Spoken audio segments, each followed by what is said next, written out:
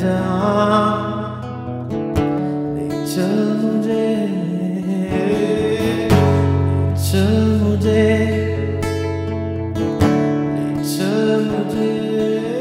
तेरे सिंहासन के पास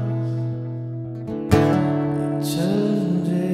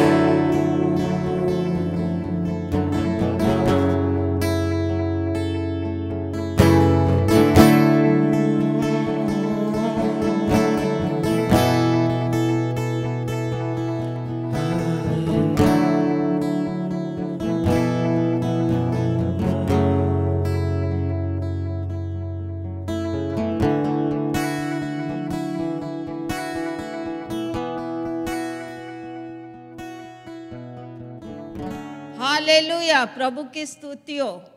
आज हम देख रहे हैं याकूब का अध्याय 3 और वचन 3 से 6 हम ले रहे हैं। आइए हम पढ़ते हैं। जब हम अपने वश में करने के लिए घोड़े के मुंह में लगाम लगाते तो हम उसकी सारी देह को भी फेर सकते हैं ना। प्यारो, हम सच में देखते हैं यहाँ पर ना कि घोड़े के जैसे हम लोग लगाम लगाते हैं तो बोलते उसे जैसे हम मोड़ना चाहे वैसे वो हम लोग उसे टर्न कर सकते, मोड़ सकते। जैसे घोड़े के मुंह में बोलते नाक से लेके मुंह तक ना, बेचारे रस्सी से वो तो बोलते बोल नहीं सकता है, फिर भी हम उसके मुंह में नाक में रस्सी से हम उसे लगाम लगाते। चाहे जब बोलते घोड़ा चलाने वाला उसे जिस रास्ते पर टर्न लेना हो वो रस्सी खींच कर उसे मोड़ सकता है। लेकिन प्यारो, यहाँ पर एक मैं बोलना चाहूँगी ना, प्रभु ने तो हमें स्व इच्छा दी है ना। परमेश्वर ने इंसान को अपने स्वरूप में रचा है और स्व इच्छा दी है। प्यारे, मैं एक बोलना चाहती हूँ, परमेश्वर ने हमें बोलने के लिए मुख, जबान, शब्द सब कुछ दिए, लेकिन ये बेजुबान जानवर के भी मुंह में लगाम हम लगाते तो सोचो मनुष्य के मुख में ना क्या होना है ना। एक पता हमारे बुद्धि ज्ञान से हम सचमुच एक जीभ से ही, एक मुंह के द्वारा ही हम समझ के द्वारा चल सकते हैं। आगे हम देखते, देखो जहाज भी यद्यपि ऐसे बड़े होते हैं और प्रचंड वायु से चलाए जाते हैं तो भी एक छोटी सी पतवार के द्वारा जहाज चलाने वाले की इच्छा के अनुसार घुमाए जाते हैं। पर जहाज बोलते हम बहुत बड़े बड़े जहाज देखते, लेकिन बोलते ना जैसे समंदर में वो चलाए जाते, समंदर का बार बार परमेश्वर ने हमें बोलते ना बाइबल में उल्लेख दिया गया है कि एक जीवन है वो समंदर ना, वो नाव बोलते ना, बड़े बड़े जहाज बोलते सचमुच जीवन है इस मनुष्य का ना, जो बड़े जीवन का हमें बोलते ना इस संसार में उसे उस पार ले चलना है ना। लेकिन यहाँ पर बोलते एक छोटे से पतवार के द्वारा, जैसे नाविक एक होता है, हम बहुत से यहाँ तो नहीं दिखता है, लेकिन गांव में जाते तब हम देखते हैं कि जो नाव चलाने वाला, जो होड़ी नाव कहते हैं, एक छोटी सी लकड़ी होती है और उसके बोलते हाथों में वो पतवार होती है, जैसे वो पानी को पीछे ले सकता है और बोलते वो जहाज या वो बोलते नाव आगे बढ़ते जाती है। वैसे ही हमारी सोच से भी परमेश्वर के वचन के द्वारा हम आगे बढ़ सकते हैं। वैसे ही जीभ भी एक छोटा सा अंग है और वो बड़ी बड़ी डींगे मारता है। देखो छोटी सी आग से कितने बड़े बड़े वन में आग लग जाती है ना। हमारे प्यारो, यहाँ पर मैं मेन मुद्दे पर आती है, जो बोलते ना मनुष्य की एक देह छोटी सी बोलते जीभ है। प्यारो, हमारी जीभ में हड्डी नहीं है, लेकिन एक कहाँ भी बोलते ना फिसलती बहुत है ना। इस जीभ में बोलते हम कैसे परमेश्वर के वचन को लेकर भी हम क्या कैसे बोलते हैं ना। क्या प्यारो, कभी कभी मैंने देखा है कुछ माता पिता अपने ही बच्चे को कभी कभी कह देते, गधा तुझे अक्ल नहीं है। पर हमारे बोलने में सामर्थ्य है, उस बोलते बोलने को शैतान पकड़ता है। जो हमारे मुख से निकले हुए शब्द को शैतान पकड़ लेता है और वो बोलना हमारे जीवन में पूरी रीति से होता ही है। जैसे परमेश्वर ने कहा उजियाला हो जाए और हो गया, वो सामर्थ हमारे मुख में भी है। हमारी छोटी सी जबान में बोलते ना हम कैसे बोलना है। मनुष्य बोलते जो आदमी यानी पुरुष होते, वो पूरा सोच समझ के कहते कि कैसे हमने बोलना है, आगे एक वर्ड भी बोलने के आगे वो सोच समझ के। लेकिन स्त्रियां जो मुंह में आती वो बक देती है ना, कुछ भी बोलने को बोलते जाते, ऐसा ही है वैसा ही है, लेकिन बोलने के आगे वो सोचती नहीं।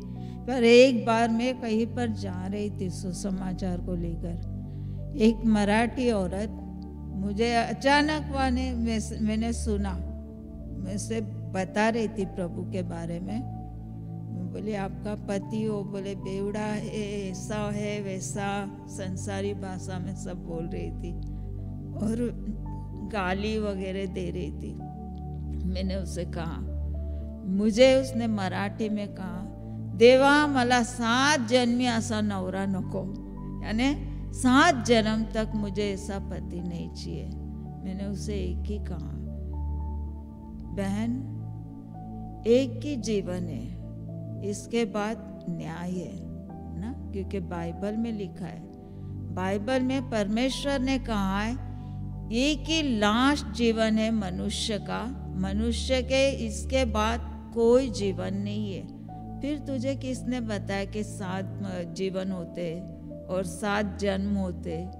ये लास्ट जन्म मनुष्य का होता है और उसके बाद ये हमारा परमेश्वर हमारा न्याय करने आएगा। लेकिन हमने बहन मुझे सच में सुनते ही परमेश्वर का नाम लिया, वचन सुना है और वो सुनते ही रह गए कि बहन क्या कह रही है। और मैंने उसे कहा, देखो जो आप बोलते ना ती बेवड़ा कदी सुधारनार नहीं, लेकिन मेरा प्रभु से वो भी सुधार देगा ना। अचानक वो औरत ना, जैसे हम लोग कलेसियाओं में जो बोलते ना अंग लेते परमेश्वर के, दाखरस और रोटी, वो आई, उसके पति बहुत हमें बोलने लगा, नाही माझी बायकोला तू घेऊन जाऊ शकत नाही। लेकिन मैंने बोला एक बार ब्रदर प्लीज प्रभु के भवन में मैं बहन को ले जाती हूँ। और उसने उसको स्ट्रिक्टली ना एकदम ऑर्डर दे दिया कि तू गई। और मेरे लिए उसने अचानक वह देखा कि हम लोग दाखरस और रोटी ले रहे थे और उसने उसके पति को वही बता दिया कि मैं वहाँ पर परमेश्वर का शरीर लेने जा रही है। मैंने उसे वचन का बोला, लेकिन उसने जैसा हम लोग बोलते हैं प्रभु का शरीर लेते, वैसे ही उसने उसके पति को बोल दिया मी परमेश्वराचा अंग घ्यायला चालली।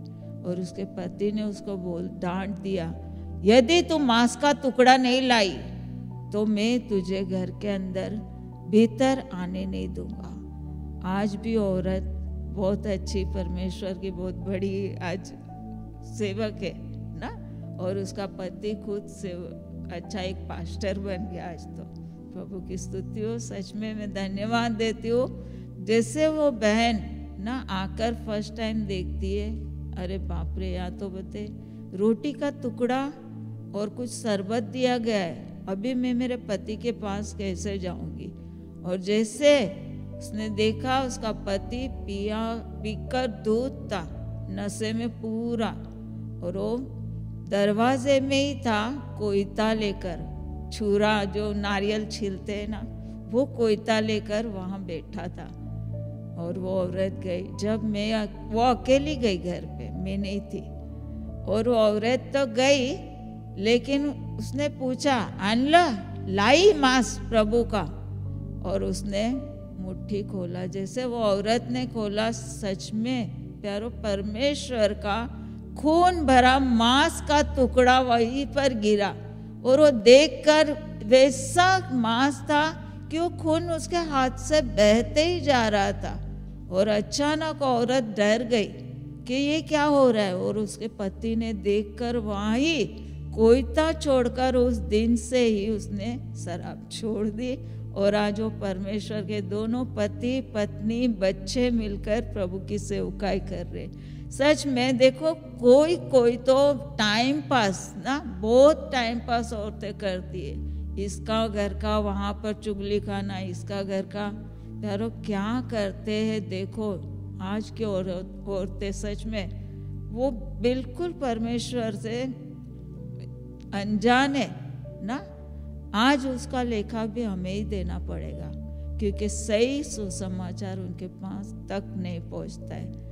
आज वो वचन जब उनके पास गया, बहुत से ऐसे मुझे मिलते हैं, और सच में कट्टर लोगों के सामने तो परमेश्वर, मुझे बहुत अच्छा लगता है कि प्रभु का वचन में सुना उनको, और ऐसे लोग भी मिले जहाँ पर परमेश्वर की कुछ तो कार्य था, वहाँ महिमा थी ना।